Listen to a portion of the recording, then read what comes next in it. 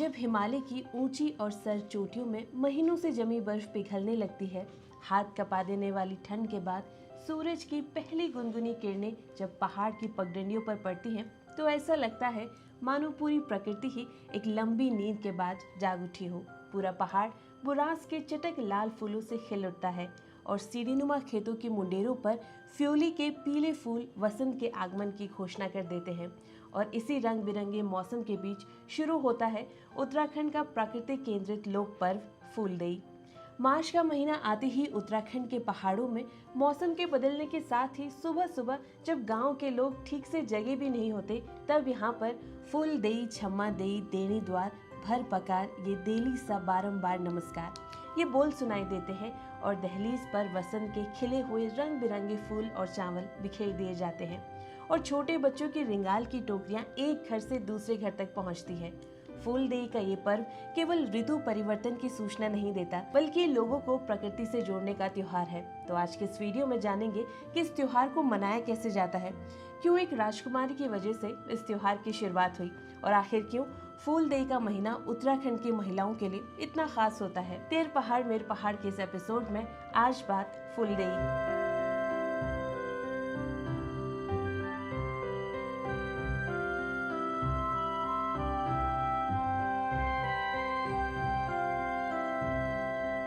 पहाड़ में समय को सदियों से ऋतु और कृषि चक्रों के आधार पर मापा जाता है। फूलदेई की शुरुआत भी इन्हीं प्राचीन हिमालय कृषि संस्कृतियों पर गहरी रची बसी है। फूलदेई मुख्य रूप से हिंदू पंचांग के अनुसार चैत्र मास के पहले दिन पर मनाई जाती है, जिसे चैत्र संक्रांति भी कहा जाता है। हिंदू और खासकर हिमालय परंपराओं में चैत्र का महीना नव वर्ष का आरंभ माना जाता है। ये वो समय होता है जब खेतों में नई फसलें बोई जाती हैं और पुराने बीजों से नए अंकुर फूटते हैं। कृषि पर निर्भर पहाड़ी समाज के लिए वसंत केवल एक मौसम नहीं है, बल्कि आजीविका और अस्तित्व का उत्सव भी है। प्राचीन कृषि संस्कृति में ये मान्यता थी कि जब तक प्रकृति को उसका पहला फल या फिर फूल अर्पित नहीं किया जाता, तब तक फसल अच्छी नहीं हो सकती। फूलदेई के दिन वसंत के पहले खिले फूलों को देवताओं और घर की चौखट पर चढ़ाया जाता है। फूलदेई उत्तराखंड की लोक परंपरा है, जिसका इतिहास सदियों से मौखिक रूप से पीढ़ी दर पीढ़ी एक दूसरे तक पहुंचाया जा रहा है। उत्तराखंड के लोक पर्वों का जिक्र क्षेत्रीय गैजेटरों और ब्रिटिश काल के दस्तावेजों में भी मिलता है। सांस्कृतिक इतिहासकार Y.D. वैष्णव अशोक ने अपनी प्रसिद्ध पुस्तक संस्कृति संगम उत्तरांचल में फूलदेई के ऐतिहासिक संदर्भों की तुलना प्राचीन रोम के वसंत उत्सव से की है, जहां लोग अपने वनस्पति और फूलों की देवी फ्लोरा की पूजा करते हैं। ये सिद्ध करता है कि विश्व की सभी प्राचीन सभ्यताओं में वसंत और पुष्पों का सम्मान एक समान मानवीय भावना रही है। फूलदेई का इतिहास कुमाऊं और गढ़वाल की लोक कथाओं और गीतों में आज भी जीवित है। इस पर्व से जुड़ी सबसे प्रसिद्ध और भावुक लोक कथा राजकुमारी फ्योली की मानी जाती है। कहा जाता है कि फ्योली पहाड़ों की एक बहुत ही खूबसूरत और प्रकृति प्रेमी कन्या थी। जंगल के पेड़ पौधे, नदियां और जानवर ही मानो उसका परिवार था। एक दिन दूसरे देश से एक राजकुमार शिकार के लिए जंगल में आया और फ्योली को देखकर जैसे वो मोहित ही हो गया। इसके बाद राजकुमार के आग्रह पर फ्योली ने उससे विवाह तो कर लिया, लेकिन पहाड़ों को छोड़कर राजकुमार का महल उसे ज्यादा रचा बसा नहीं। लेकिन फ्योली पहाड़ों की बेटी थी, वो उस महल में कभी खुश ही नहीं रह पाई। उसे अपने मायके के जंगलों की बेहद ही याद सताने लगी और वो धीरे धीरे बीमार पड़ने लगी।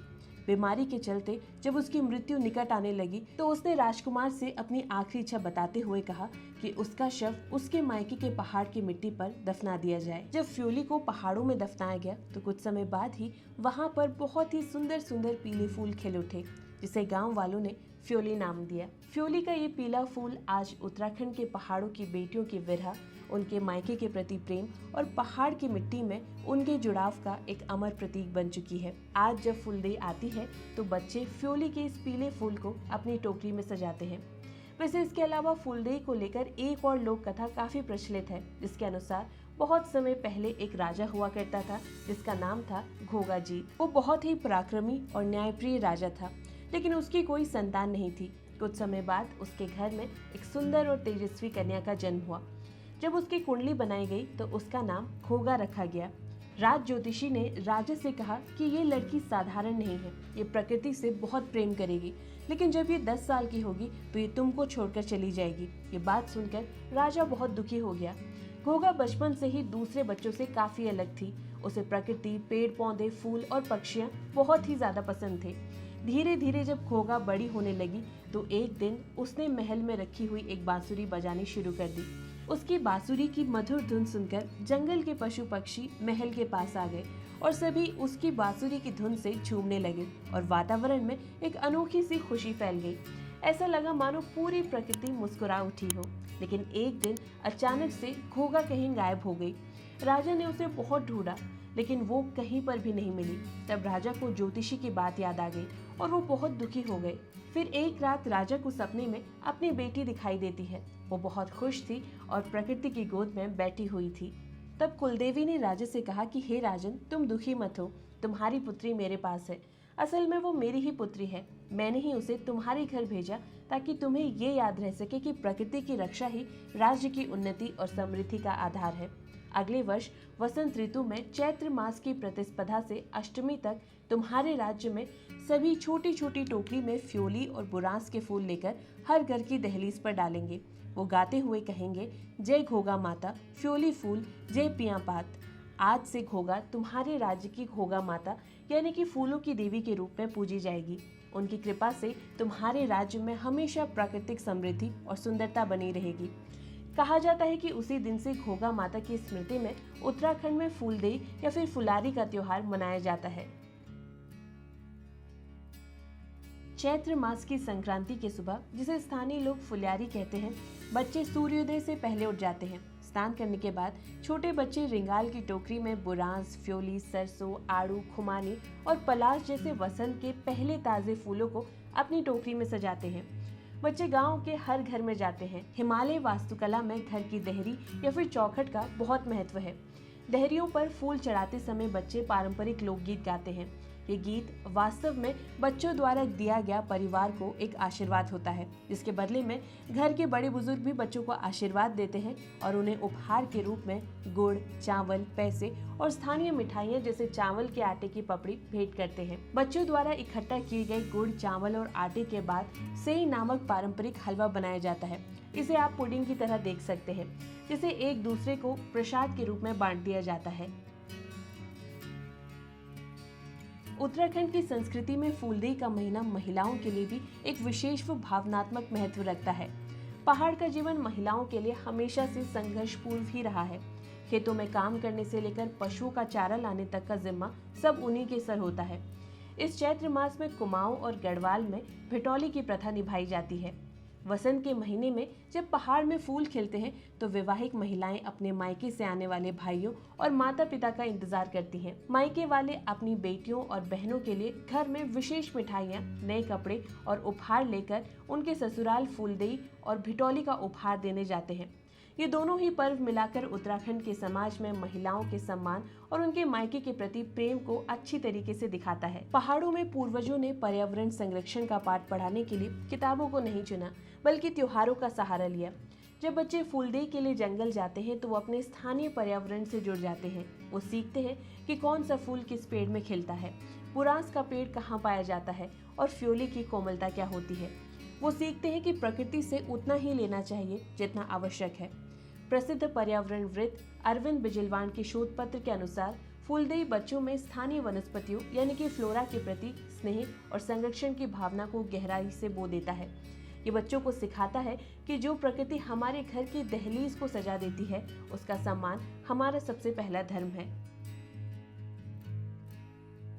समय के साथ पहाड़ों का जीवन पहले जैसा नहीं रहा।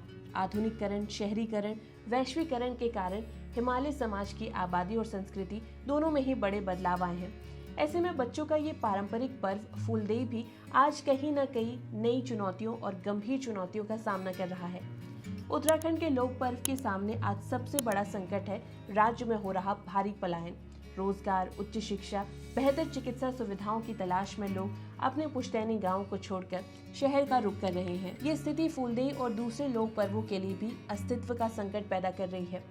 जब गांव में लोग ही नहीं होंगे, घर खाली हो जाएंगे, चौखटों में ताला होगा, यहाँ का युवा और बच्चा दोनों ही यहाँ से चले जाएंगे, तो फूलदेई और बाकी त्योहार मनाएगा कौन? जिन आंगनों में कभी बच्चों की टोलियों के लोकगीत गूंजते थे, वहाँ अब सिर्फ एक डरावना सन्नाटा दिखाई देता है।